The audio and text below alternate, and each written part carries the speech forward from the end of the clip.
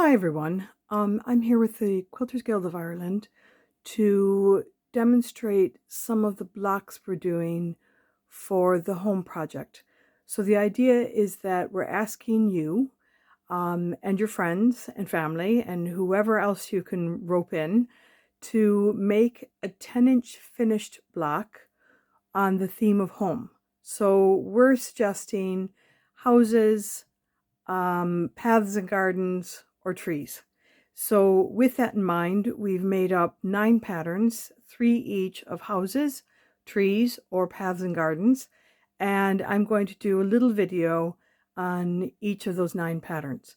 So this is the first of the patterns, and it's a house. And I've laid out the pieces on my sewing machine table, so you can see kind of how they're going to go together. Now the roof, which are these 2 pieces, are going to be sewn as half square triangles. So what I'm going to do first is move everything off the sewing machine table, and that will give me a bit of space to sew. And I'm going to sew those half square triangles to start with. So I'm doing the very well-known method where I've drawn a line on the diagonal from one corner to the other on the lighter square. We've also asked, just as a note, that you use batiks if possible, only because they generally go together well. If you don't have batiks, that's okay. Use what you have, but we would love it if you use batiks. So I'm just going to move the camera a tiny bit and zoom in a tiny bit further. And this is, I'm going to sew a 1/4 inch off either side of that drawn line.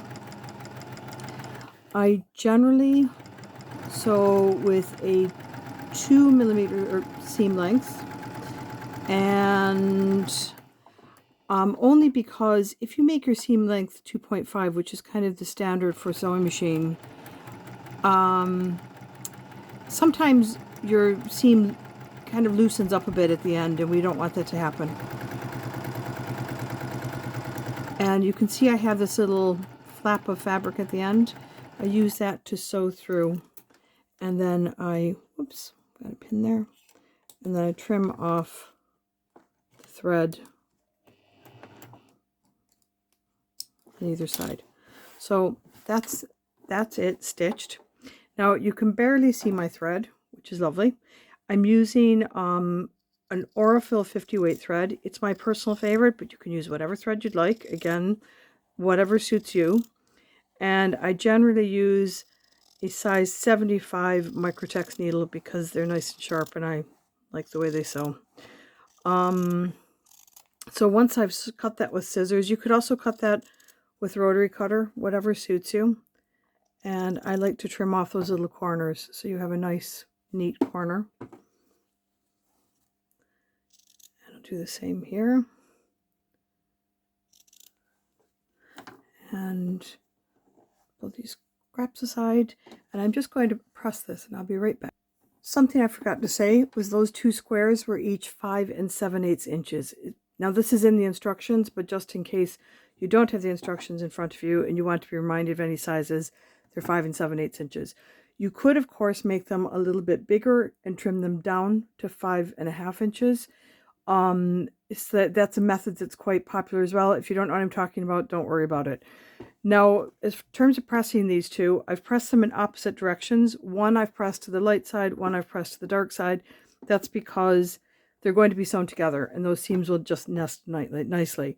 So I'm going to throw those together and line up my top corner, and I'm going to match these 2 pieces up and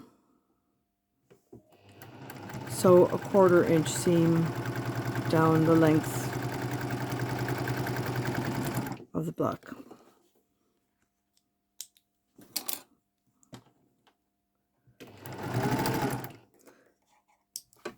So that's the block. That's the roof and the sky done. Now the beauty of batiks is they crease quite nicely. So most of these I'm just going to finger press. So I've just gently pressed it with my fingernail. And you don't need big long fingernails to do this. That just a tiny bit of fingernail works. The next step in the instructions, and I do have the instructions in front of me as well. They look like this. So this is the instructions. And the next step in the instructions after making the roof is to sew the wall below the window to the window. So these two pieces now go together, and there's two of those. So there's a window that goes on either side of the door. So I'm going to line those up and stitch that.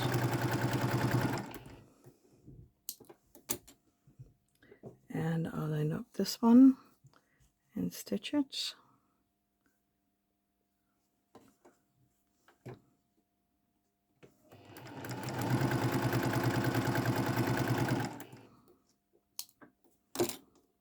Use my little leader.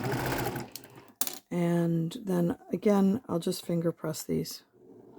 So just like that. And like that. So I'm going to turn over my directions now. So the next step would be to sew the wall pieces on either side of the windows, and to sew the door as well. So I've got a whole line of seams to do. So what I'm going to do is first sew these two together, then I'm going to sew these together, and then I'll sew those together, and I'll have one left over. So to start with, I'll work from the right side back towards the left. You could, of course, pin these if it's easier for you. I'm a bit lazy about pinning myself, so I try to avoid it unless I absolutely have to. Saying that, if I have to, I will. And for many people, pinning makes the job much easier. So be your own best guide on that.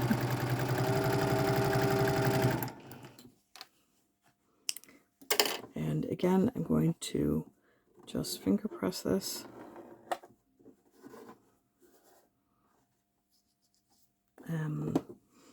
So this last one.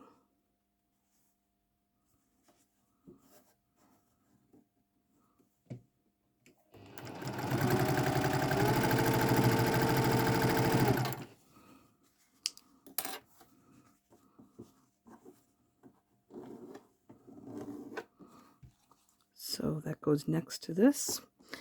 And the last piece in this section, or this step I should say. So again, I have these lined up, and now I'll sew together these two. And the advantage of kind of lining them up every time is it's harder to get things muddled up if you do that. I find if I don't keep some kind of order. Now you'll notice I've sewn about 2 stitches, and then I'm going to make sure that my other end lines up, and I'll hold that with my finger and sew. So although I don't use pins necessarily, I am aware of how my seam should line up. And with this one, I'm going to put the smaller piece on top, so I'm actually turning it upside down. And again, I'll match that corner first, sew a couple stitches, and then make sure that this lines up.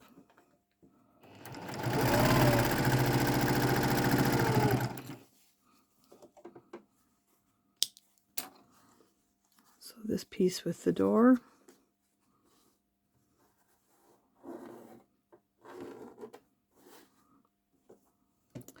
And the piece for the wall and window at the far right.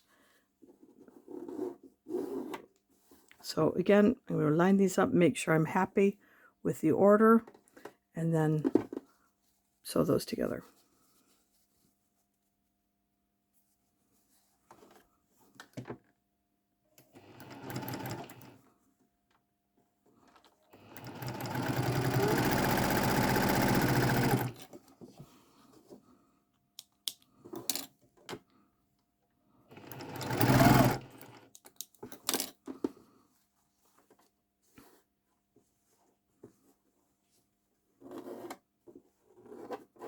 So that is the windows, the door, the walls all put together.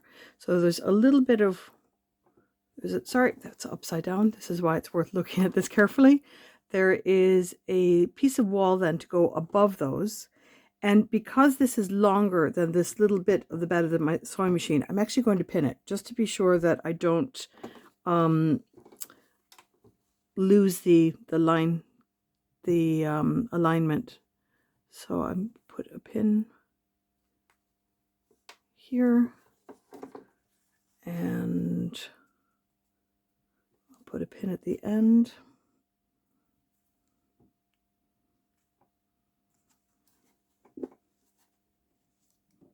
I'll put a pin about here in the middle, and I think I control the rest of it with my fingers.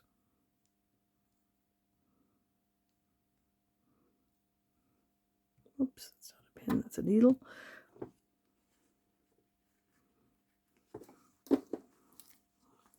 So now I've got the end of it lined up, and there's no risk that I'm going to find I've thrown it off during the course of the sewing.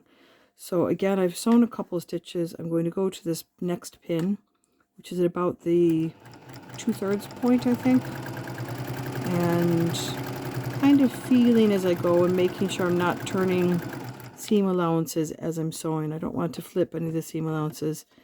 It's not a huge problem, but just keeps things a little bit tidier.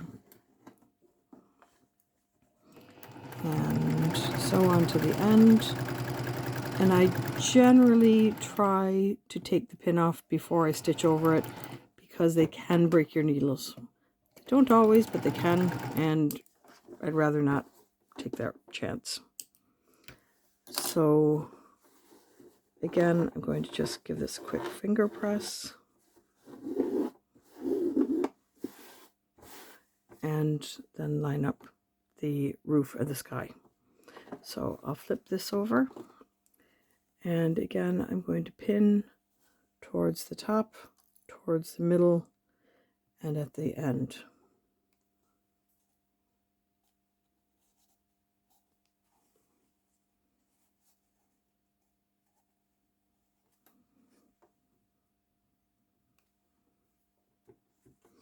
Now, something to be careful of is don't line up this edge. Make sure you're lining up this edge, because this is just the edge of that point that I didn't trim.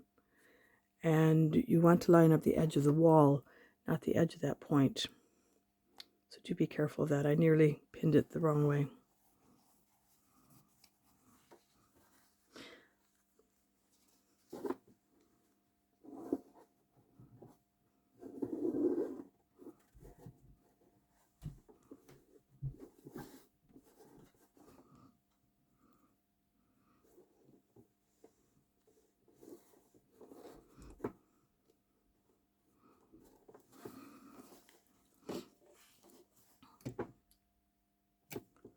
Now I'm going to sew about 3 stitches again, and then I'm going to just line this up. You can see right here, this doesn't match quite perfectly. I'm not really going to worry about that. I'm just going to line it up to the seam at the bottom and let this, and sew a straight seam. And it should all work out fine in the end. Continue on.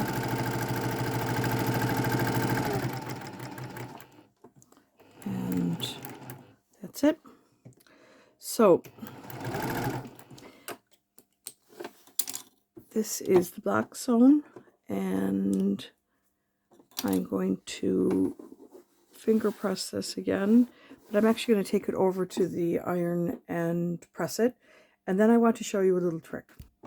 So here's my block all stitched up, and as I mentioned before, I usually do a small stitch length because I'm aware that we don't usually backstitch in patchwork, and sometimes the edges of your seams can pull apart a bit.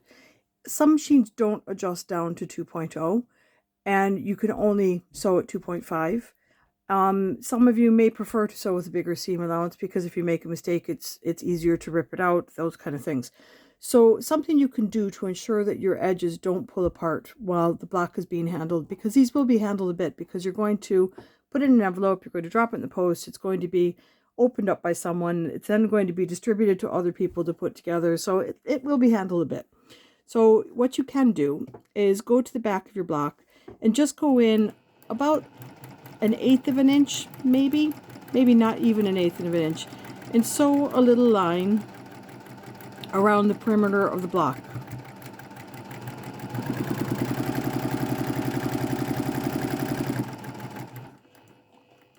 So you can see, let me show you again here.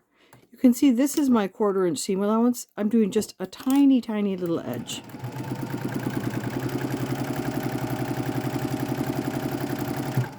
And I'm also using this opportunity to make sure my seam allowances are in fact going where I want them to go.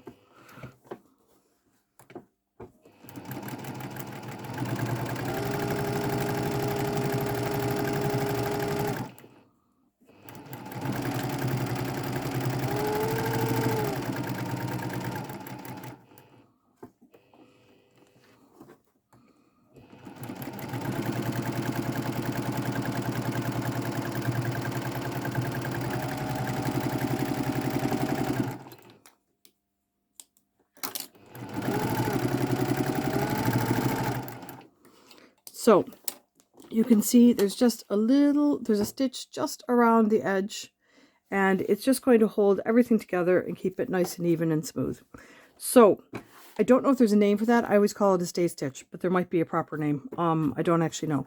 So anyways, this is the house. When you've made one, contact the QGI at Gmail, or go to the QGI, the Quilters Guild of Ireland, on Facebook, and contact us and we'll tell you where to send it. Okay? Thanks a million.